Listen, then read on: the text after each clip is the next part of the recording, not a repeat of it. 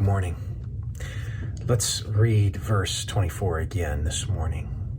Everyone then who hears these words of mine, Matthew 7:24, and does them will be like a wise man who built his house on the rock. So to build your house on the rock means that you are living wisely.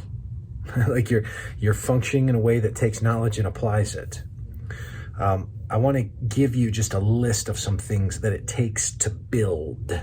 It takes to build. And we can pull these from a variety of texts. I actually think Luke 14:25 through 30, if you want to take the time this morning at the conclusion of this video and look up Luke 14:25 through 30, I think it'll be helpful.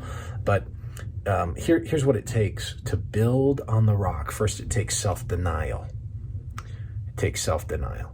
Because here's the first reason why is I'm predisposed, as most of you are, to want to build in my own way. But to build my house on the rock means that I have to go to wisdom, right? That is outside of myself. Secondly, it takes a desire to actually build something. You gotta want to build it.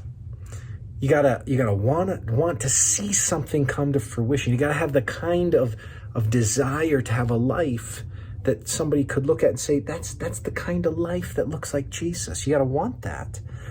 Third, it takes a clear idea of what you want to build.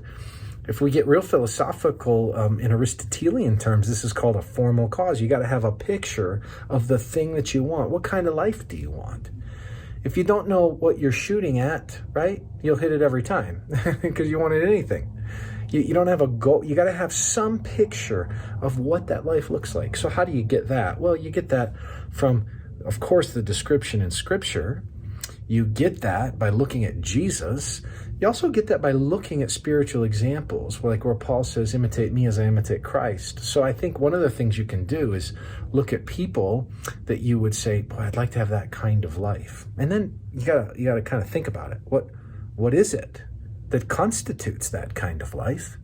And then you move towards those particular aspects. Fourth, it takes an honest evaluation of the cost. You don't get that kind of life easily. You don't get virtue easily.